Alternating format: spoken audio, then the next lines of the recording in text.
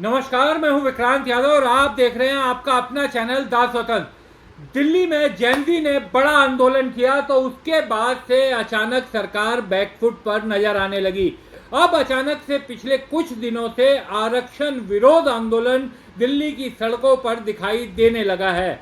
इससे यह सवाल उठता है कि क्या जेएनजी को बांटने के लिए आरक्षण विरोध की मुहिम को हवा दी जा रही है?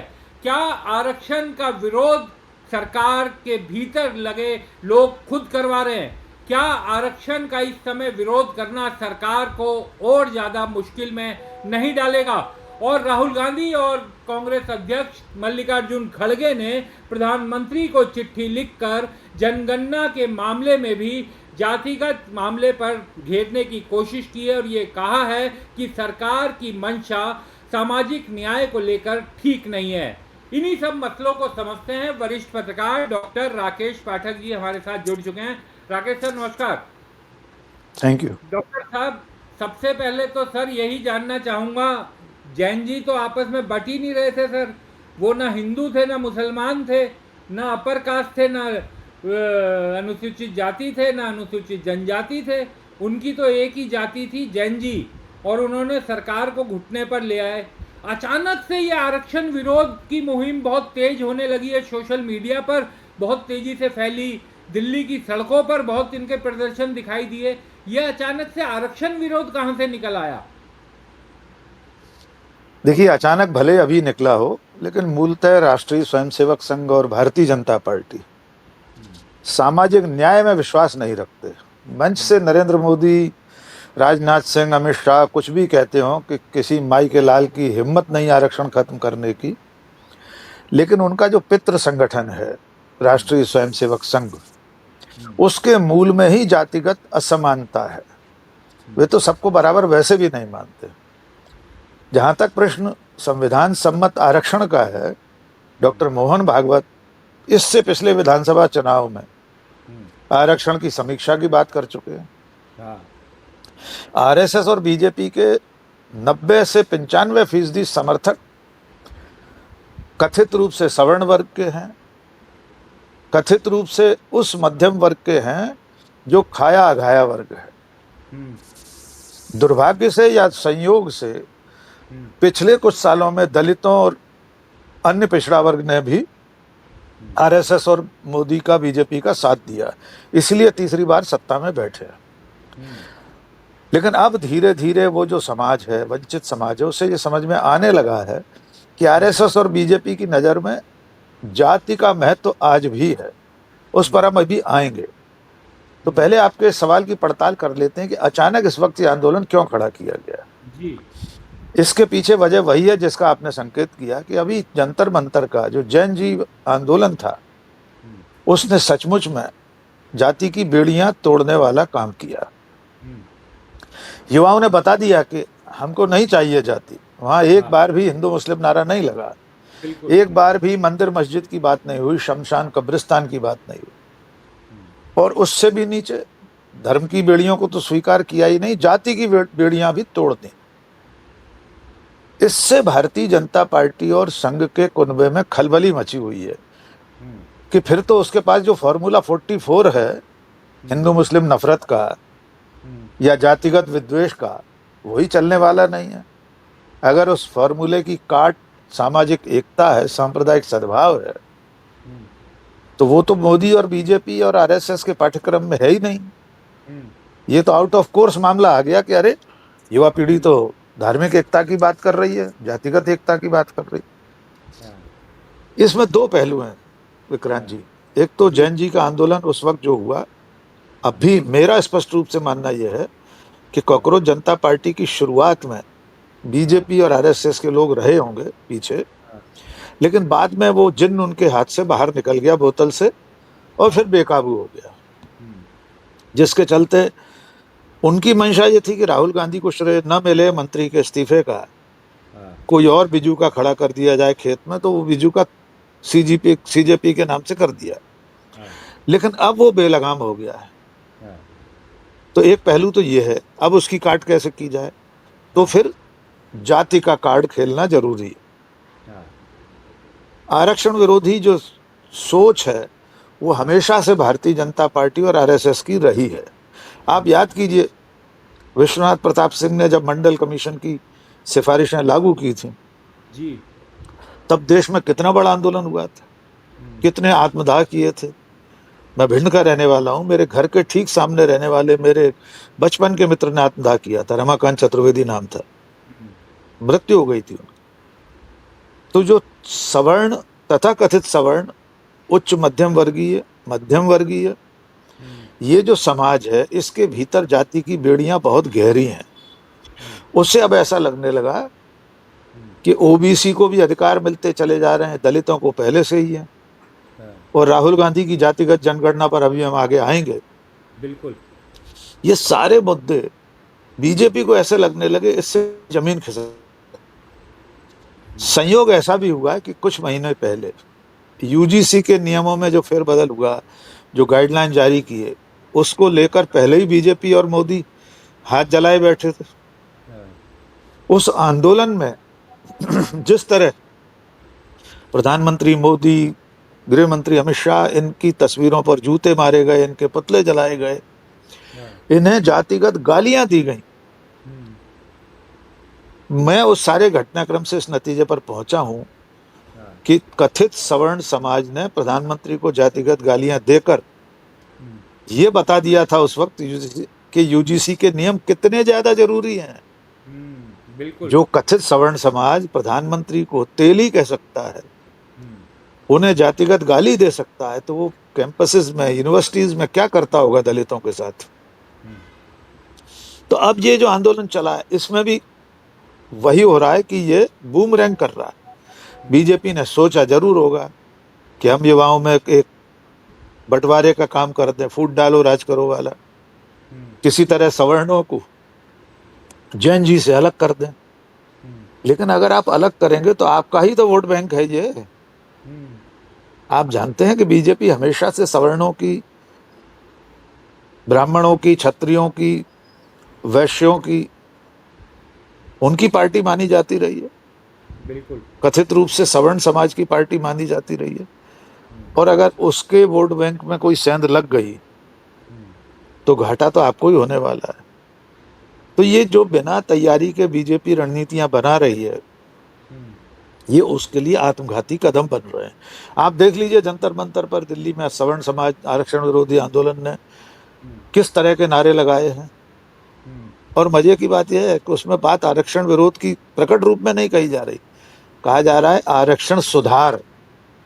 लेकिन सुधार आंदोलन का नाम तो आरक्षण सुधार आंदोलन है, लेकिन मूलतः आरक्षण समाप्त करने का आंदोलन। और हम फिर दोहरा देते हैं, आरक्षण को न कोई खत्म कर सकता है, न होना चाहिए। सैकड़ों साल, हजारों साल कथित उच्च वर्ग ने दलितों पर जो अत्याचार किए हैं, पिछड़ों पर, आदिवासियों पर, वो 50-60 साल में थोड़ी पूरे हो जाने वाले हैं। थोड़े और 1500 साल तो भुगत लीजिए, ऐसी भी क्या जल्दी है।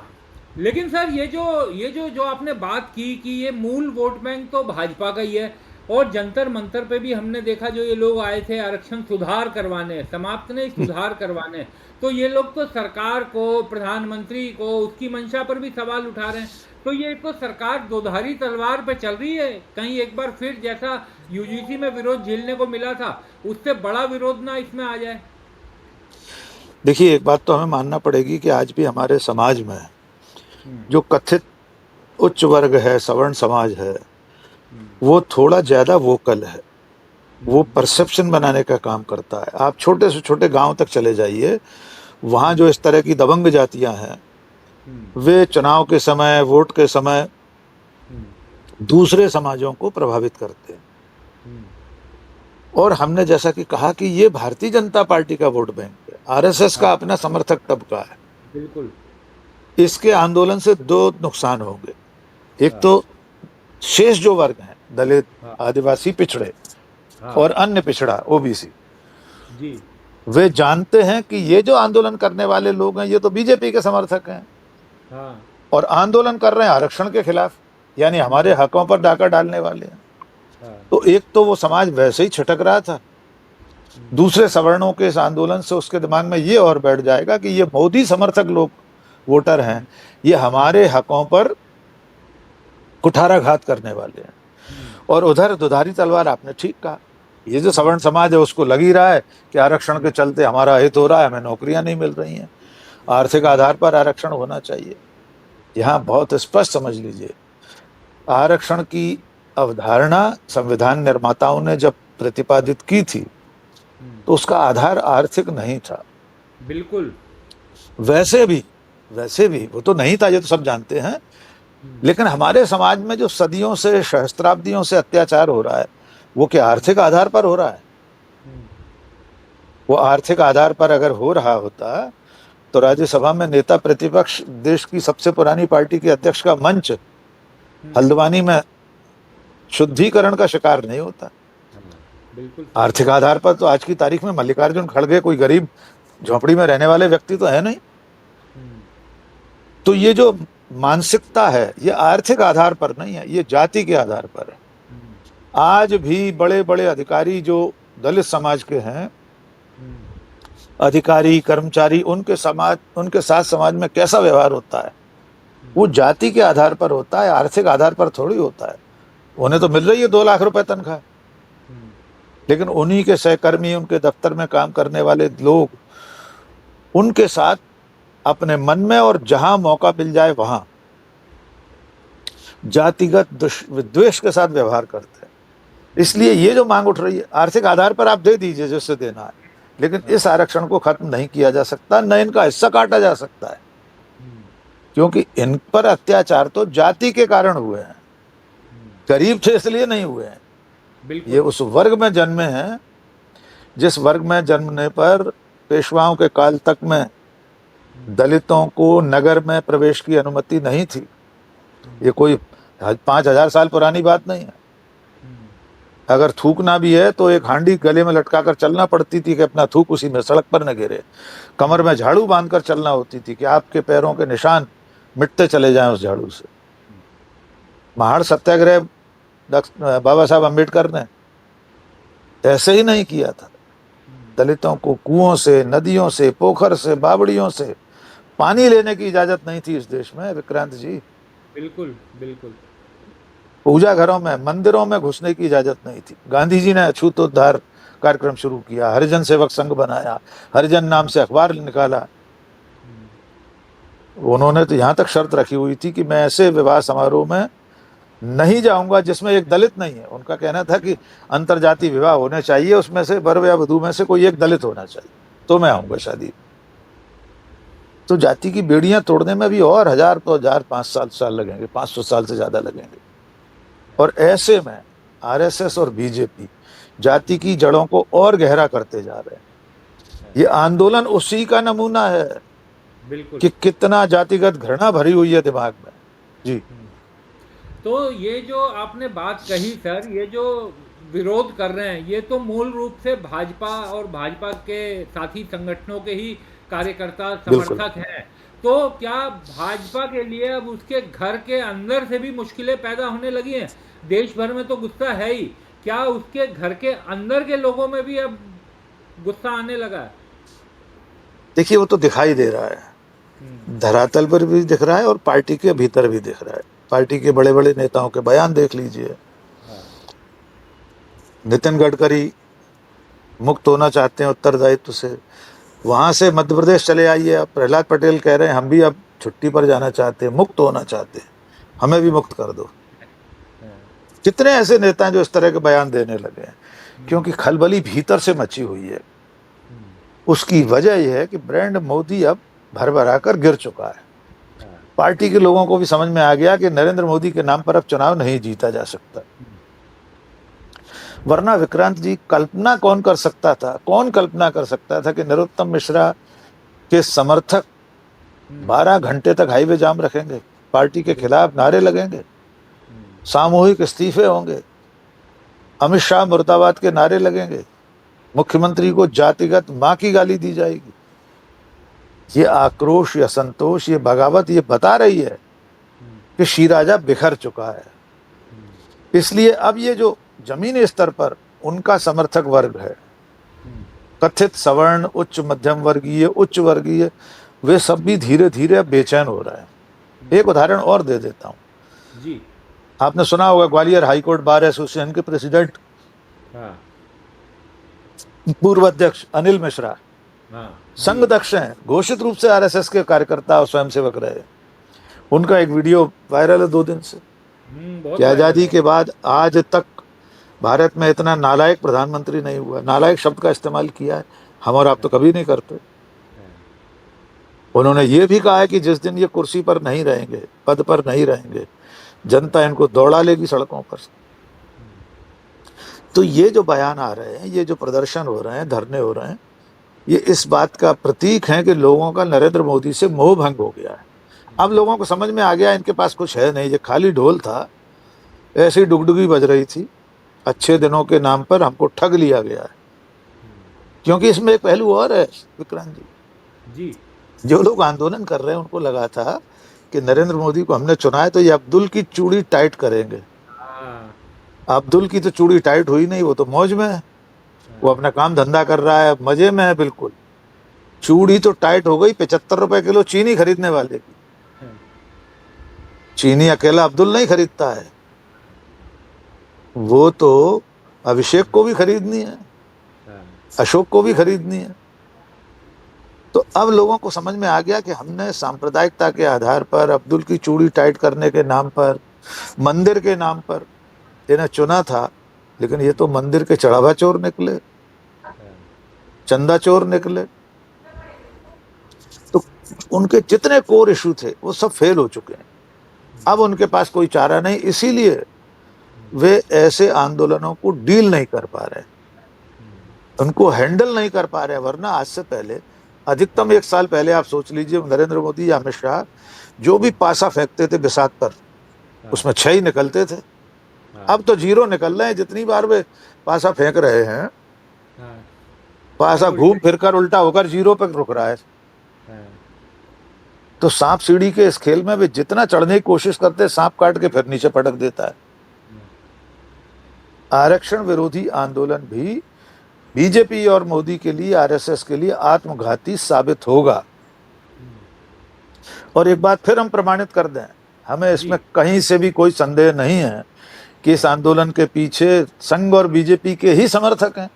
उन सब के प्रोफाइल देख लीजिए, सोशल मीडिया प्रोफाइल देख लीजिए उनके। कल तक अखंड हिंदू राष्ट्र के समर्थक होंगे, नरेंद्र मोदी को अवतार मानने वाले होंगे, मोदी है तो मुमकिन है उनकी टाइमलाइन से पर भरा पड़ा होगा। तो ये आंदोलन कर तो उन्हीं के लोग रहे हैं और घाटा भी उन्हीं को होने जा रहा है। तो फंस गए इस वक्त, इधर कुआं है उधर खाई है। जी सर, सामाजिक न्याय के मामले में राहुल गांधी ने भी सरकार को खूब घेरा हुआ है, और अब जो जनगणना हो रही है उसमें भी उन्होंने चिट्ठी लिखी है, कल खड़गे साहब ने और राहुल गांधी ने 2 दिन पहले। और उसमें जो आपत्तियां उठाई हैं, एक बड़ी आपत्ति ये भी है कि भाई ओबीसी का कोई अलग से कॉलम ही नहीं है। तो अगर ओबीसी का भी अलग से कॉलम होता तो शायद ज़्यादा बेहतर होता, ये पता लगता कि भाई ओबीसी की भी आबादी कितनी है। हाँ, देखिए, जातिगत जनगणना का मूल उद्देश्य तो यही था, जिसकी जितनी संख्या भारी उसकी उतनी हिस्सेदारी। वैसे पुराना नारा है, लेकिन इसे अभी राहुल गांधी ने जीवित किया है फिर से। इस मुद्दे पर बात करें उससे पहले नरेंद्र मोदी और बीजेपी की कथनी करनी के एक फर्क को रेखांकित कर लें। जी, जब राहुल गांधी ने जातिगत जनगणना की मांग उठाई, उसको लेकर सब जगह अभियान शुरू किए, बड़ी बड़ी सभा संगोष्ठियां की। खुद प्रधानमंत्री नरेंद्र मोदी, गृह मंत्री अमित शाह, उनके मंत्रिमंडल के सहयोगी, पूरी पार्टी, पूरी ट्रोल आर्मी राहुल गांधी की इस मांग को देश को और समाज को तोड़ने वाली मांग बता रहे थे कि राहुल गांधी जाति की जड़ें गहरी करना चाहते हैं, समाज को बांटना चाहते हैं। और अंत क्या हुआ? अंत ये हुआ कि खुद प्रधानमंत्री नरेंद्र मोदी को एक दिन घोषणा करनी पड़ी कि उनकी सरकार जातिगत जनगणना कराने के लिए तैयार है। अब हमें आप ये बताइए, जो नरेंद्र मोदी कल तक, हाँ मुझे वो शब्द भी याद आ गया, जब राहुल गांधी ने जातिगत जनगणना की मांग उठाई थी तो मोदी ने कहा था कि ये अर्बन नक्सल सोच है। इस विचार को ही उन्होंने अर्बन नक्सल कहा था। अब तो इससे आगे पहुंच गए हैं वो। ताल किले की प्राचीर से हम सबको उन्होंने दिमागी नक्सल भी बता दिया है। लेकिन जिस मुद्दे पर, जिस मांग पर राहुल गांधी अर्बन नक्सल थे, उनकी सोच अर्बन नक्सल थी, जी। जब प्रधानमंत्री ने उसे स्वीकार कर लिया हाँ, तो क्या नरेंद्र मोदी भी अर्बन नक्सल हो गए? हाँ, उस वक्त जितने लोगों ने ट्वीट किए होंगे, पोस्ट की थी फेसबुक पर राहुल गांधी के खिलाफ, हाँ, क्या उनमें से किसी एक ने भी नरेंद्र मोदी के खिलाफ एक लाइन लिखी? हाँ, ये तो हुई कथनी करने की, ये फर्क की बात। हाँ, अब आते हैं उस मुद्दे पर कि सरकार करवा तो रही है, जनगणना चल रही है, हाँ, जातिगत जनगणना उसमें शामिल है। हाँ, इसमें क्या चतुराई की जा रही है कि जो कॉलम है उसमें जातिगत जनगणना वाले में एससी का है, एसटी का है, हाँ, हाँ, ओबीसी की जातियों का उल्लेख नहीं है। वही तो असली बात है, हाँ, कौन किस जाति का है। और राहुल गांधी और मल्लिकार्जुन खड़गे ने जो चिट्ठी लिखी है, उन्होंने एक नजीर पेश कर दी है। हाँ, तेलंगाना और बिहार, हाँ, जहां उनकी सरकारें थी, उनके गठबंधन की सरकार थी बिहार में, उन्होंने लागू कर दिया था। उसमें कॉलम थे। यही तो वे कह रहे हैं कि आप धोखा दे रहे हैं। अगर जाति का उल्लेख ही नहीं है तो फिर कैसे पता चलेगा कि कौन चर्मकार समाज से है, कौन धोबी समाज से है, कौन पेशागत जो जातियां हैं उनके आधार पर कैसे वर्गीकरण होगा, कैसे मालूम पड़ेगा? और जब जातियों का मूल्यांकन नहीं हो पाएगा, गिनती नहीं हो पाएगी, तो सरकार जब योजना बनाने चलेगी तो कैसे योजना का बंटवारा होगा, कैसे सरकारी धन वितरित होगा कि किस योजना में किस जाति के लिए क्या कुछ करना है। और ऐसा तो है नहीं कि सरकार जातिगत आधार पर योजनाएं नहीं बनाती है। आयोग बने हुए हैं मध्य प्रदेश में, कौन सा आयोग नहीं है? बिल्कुल। बांसबल्ली आयोग से लेकर घुमंतू समाज तक, किस काम, किस व्यवसाय, किस जाति का आयोग नहीं। तो ये आप इसीलिए कर पाए ना क्योंकि जातिगत जनसंख्या आपके पास थी, किस समाज के कितने लोग हैं। एक दर्जी समाज का मामला आ रहा है आजकल, हमारे पास कई बार एक मैसेज आता है कि मध्य प्रदेश में उस आयोग का कोई अध्यक्ष नहीं है, वर्षों से नियुक्ति नहीं हुई है। तो ये सब चीजें तभी हो पाएंगी जब आप जाति के आधार पर गिनती कर लेंगे।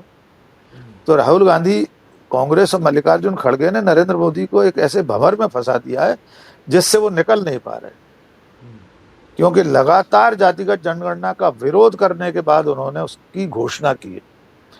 तो उनका समर्थक फिर यहाँ वही चक्कर है, मान रहे हैं जातिगत जनगणना को, तो उनका कथित सवर्ण समाज उनसे छिटक रहा है, सामने कुछ कह नहीं पा रहा, क्योंकि वो तो कल तक राहुल गांधी का विरोध कर रहा था ना इस मांग पर। बिल्कुल। वो तो कह रहा था ये अर्बन नक्सल सोच है, और ऐसा सोचने और कहने के लिए मोदी जी ने प्रेरित किया था, क्योंकि वे खुद कह चुके थे। अब वो समाज क्या करे? मोदी जी जातिगत जनगणना करा रहे हैं, इससे भी पीड़ा होगी सवर्ण समाज को, क्योंकि ये तय है देश की जनसंख्या में बहुसंख्यक लोग तो वही हैं, दलित, पिछड़े और आदिवासी। अगर कथित सवर्णों की संख्या आप देखेंगे तो सिर्फ 15% है। फिर क्या होगा? फिर तो सारी योजनाएं बाकी बचे हुए 85 लोगों के हक में बनेगी, तब बहुत पीड़ा होगी। इसलिए मोदी सरकार इस वक्त फंस गई है हर मोर्चे पर। जी सर, सामने उत्तर प्रदेश का चुनाव है। उत्तर प्रदेश में भी राहुल गांधी लगातार जातिगत जनगणना की तो बात कर ही रहे थे। अखिलेश यादव अपना पीडीए अभियान छेड़े हुए हैं और वहां पर चंदा चोरी और बाकी चीज़ों ने बड़ा माहौल बना दिया है। ऐसे में ये कहा जाने लगा है अब कि अगर योगी सरकार ने चुनाव से पहले, जो पिछले दिनों खबरें आई थी कि 20,000 पैसा नकदी या कुछ बांटा जा सकता है, अगर 50,000 गया 50,000 तो वो चुनाव में मुकाबला करना भी मुश्किल हो जाएगा, जो स्थितियां चल रही हैं। तो क्या लग रहा है सर, यूपी जैसे स्टेट में जो एकदम राम मंदिर आंदोलन और बाकी सब चीज़ों का गवाह रहा, अब वहां पर भी नकदी के बिना कोई खेल हो नहीं पा रहा? देखिए, अब इस बदले हुए निजाम में, बदले हुए माहौल में सबसे पहली अग्नि परीक्षा उत्तर प्रदेश में होने वाली है, सबकी, सिर्फ नरेंद्र मोदी की और बीजेपी की नहीं, राहुल गांधी की, कांग्रेस की, अखिलेश यादव, समाजवादी पार्टी, खुद योगी आदित्यनाथ, इन सब की अग्नि परीक्षा उत्तर प्रदेश चुनाव में हो जाने वाली। क्योंकि ऐसा एक मुहावरा है कि दिल्ली का रास्ता लखनऊ से होकर गुजरता है। उत्तर प्रदेश देश का सबसे बड़ा राज्य है, सबसे ज्यादा लोकसभा में सीटें हैं। पिछली बार की जो चपत है वो उत्तर प्रदेश से ही लगी है। 240 पर जो सिमटे हैं उसमें बहुत बड़ी भूमिका उत्तर प्रदेश की है। 37 सीटें समाजवादी पार्टी, 6 सीटें कांग्रेस, अगर मैं गलत नहीं, कांग्रेस की संख्या हाँ 6 ही है। तो अब इस चुनाव में नरेंद्र मोदी एक तो अपनी पुरानी साख के साथ नहीं होंगे। बनारस में मुश्किल से जीते, हारते हारते बचे थे। तब से लेकर अब तक ऐसी अनेक घटनाएं हो चुकी हैं। नीट परीक्षा पर छात्रों का आंदोलन, मंत्री का इस्तीफा, दिल्ली में 20 जुलाई को छात्रों पर पुलिसिया जुल्म, राहुल गांधी की छात्रों की गूंज कार्यक्रम, जातिगत जनगणना, एक भी ऐसा मुद्दा नहीं है जो मोदी और बीजेपी के फेवर में जाता दिखाई देता हो। और अब की बार उत्तर प्रदेश में योगी आदित्यनाथ का 80-20 शमशान कब्रिस्तान का फॉर्मूला नहीं चलने वाला। इसीलिए पहले उन्होंने महिलाओं को 50,000 रुपये महीने, और फिर अभी शायद कल एक और घोषणा हुई है 60 साल से ऊपर की महिलाओं को पेंशन देगी। हाँ, बसों में फ्री जी, बस यात्रा, बसों में निःशुल्क यात्रा। तो अब आप अंदाजा लगा लीजिए, समझ तो बीजेपी भी रही है अब तो वो कह हिंदू मुसलमान नहीं चले। कार्यकाल में 1 लाख नौकरियां भी दूंगा, 1 लाख नौकरियां अगले बचे हुए कार्यकाल में, अगले बचे हुए, और अभी तक होश नहीं था इतने सालों से। और इसमें 100 सुनार की 1 लोहार की चोट कर दी है राम मंदिर की चंदा चोरी चढ़ावा डकैती ने। आप उसे भूलिए मत। 75% भक्तों का, दर्शनार्थियों का आना कम हो गया राम मंदिर, चढ़ावा कम हो गया 70% से ज्यादा। तो राम मंदिर की लूट डकैती, वहां पर अत्याचार, जैन जी का आंदोलन, जातिगत जनगणना, इतने सारे मसले हैं जिनकी काट हिंदू मुसलमान से नहीं हो सकती। अब आज अल्फा जैन जो आंदोलन कर रहा है वो भी 2029 तक आते आते वोट डालने वाला हो जाएगा। आज जो 15-16 साल का है वो वोट डालेगा 18 साल होने पर, बालिग होने पर। और उसके दिमाग में अब हिंदू मुसलमान नहीं है। उसके दिमाग में तो अब मंदिर मस्जिद भी कभी नहीं था, मंदिर इस रूप में आ गया कि इन लोगों ने चोरी की है उसमें। तो देखना होगा उत्तर प्रदेश चुनाव में क्या होता है, लेकिन बहुत दिलचस्प होगा। अंतिम बात इसमें जोड़ दें कि समाजवादी पार्टी का जो पीडीए का नारा है, कांग्रेस भी उसमें साथ है, वो भी भारी पड़ रहा है। और अभी तो बड़ी चतुराई से अखिलेश यादव ने शायद पी से पंडित कर दिया पिछड़े की बजाय। तो राजनीति के जितने प्रपंच हो सकते हैं वो सब आजमाए जा रहे हैं। बीजेपी भी आजमा रही है, लेकिन उसके दांव फेल होते चले जा रहे हैं, गलत पासे उसके।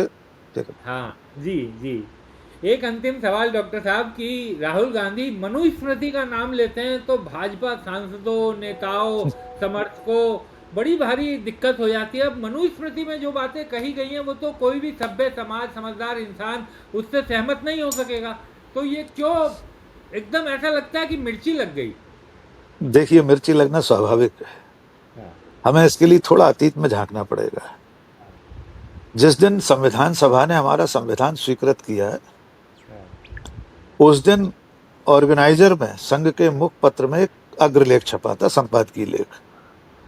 उसमें यह लिखा था कि किस्मत के दांव से आज जो लोग सत्ता में पहुंच गए हैं, भाग्य से, उन्होंने तिरंगे को राष्ट्रध्वज के रूप में स्वीकार कर लिया और एक नया संविधान बना दिया। किंतु इस देश का हिंदू, ये ऑर्गेनाइजर के शब्द ही दोहरा रहा हूं मैं, अपनी तरफ से कुछ नहीं कह रहा, इस देश का हिंदू न तो इस तिरंगे को कभी स्वीकार करेगा, क्योंकि इसमें 3 रंग हैं जो कि अशुभ होते हैं, वो अंततः भगवा ध्वज के नीचे आएगा। दूसरी बात उसमें लिखी है कि भारत का हिंदू संविधान को कभी स्वीकार नहीं करेगा, हिंदुओं को अपनी मनुस्मृति चाहिए। और ये एक बार नहीं है, संघ के लोग 50 साल में सैकड़ों बार इस बात को बता चुके हैं कि वे मनुस्मृति के समर्थक हैं।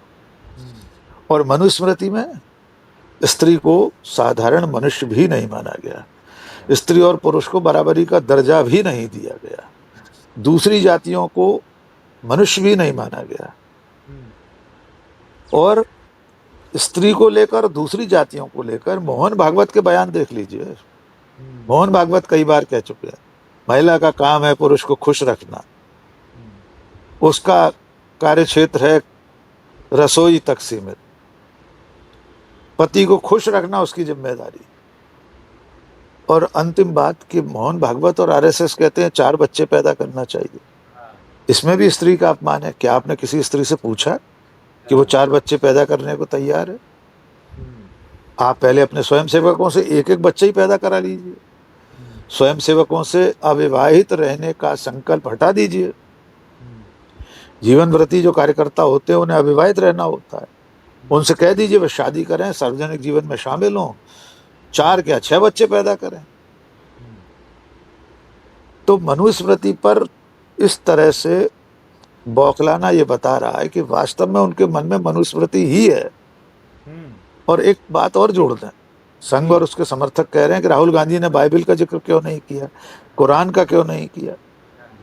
अरे भाई, इस समाज में बहुसंख्यक लोग हिंदू हैं, सत्ता में बैठे लोग उस विचार के समर्थक हैं जो मनुवाद है।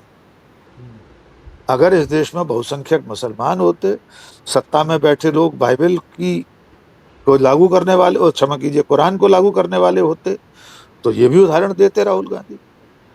न उनकी संख्या इतनी है, न उनमें से कोई कुरान को लागू करना चाहता। 2% ईसाई हैं। क्या वे इस हैसियत में हैं कि बाइबल की रीति नीति को लागू कर लें समाज में? जो लोग घोषित रूप से मनुस्मृति लागू करना चाहते हैं उन्हीं के बारे में तो बात होगी, उसी का तो प्रतिवाद किया जाएगा, उदाहरण भी उसी किताब में से लिए जाएंगे। इसलिए राहुल गांधी ने उसका जिक्र किया है। इसमें इतना हैरान होने की क्या बात? सच्चाई ये है, संघ और बीजेपी के समर्थकों ने मनुस्मृति का समर्थन करके ये बता दिया कि राहुल गांधी सही कह रहे थे। उनकी लड़ाई बिल्कुल वाजिब है जी। जिसे कहा जाता कि तीर जो है एकदम ठीक निशाने पर लगा। बिल्कुल, तो बिल्कुल। बहुत बहुत शुक्रिया डॉक्टर साहब, आप जुड़े हमारे साथ, चर्चा में शामिल हुए, बहुत बहुत शुक्रिया।